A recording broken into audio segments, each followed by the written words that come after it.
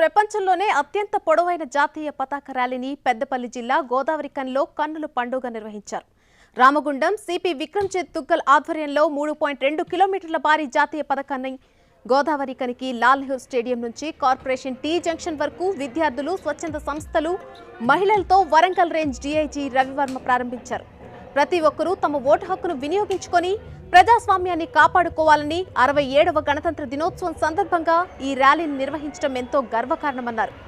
రామగుండం పారిశ్రామిక ప్రాంతానికి చోటు దక్కడం హర్షదాయకమని వరంగల్ రేంజ్ డీఐజీ రవివర్మ అన్నారు.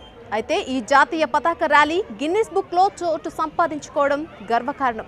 కర్ణాటక రాష్ట్రంలోని మైసూర్లో వాసవి ఇంటర్నేషనల్ క్లబ్ ఆధ్వర్యంలో 1.5 కిలోమీటర్ల ర్యాలీ నిర్వహించగా గోదావరికన్లో 3.2 కిలోమీటర్ల మేర ర్యాలీ నిర్వహించారు. ఇది ప్రపంచంలోనే మొదటి స్థానం సంపాదించింది. జాతీయ ఓటర్ల దినోత్సవం సందర్భంగా ఈ ర్యాలీ నిర్వహించడం ఎంతో ప్రాముఖ్యతను సంతరించుకుంది. పెద్దపల్లి, మంచిర్యాల జిల్లాల నుంచి పెద్ద ఎత్తున విద్యార్థులు, యువకులు తరలివచ్చి ఈ కార్యక్రమంలో పాల్గొన్నారు. విద్యార్థులు పాల్గొన్న సాంస్కృతిక కార్యక్రమాలు పలువురిని ఆకట్టుకున్నాయి.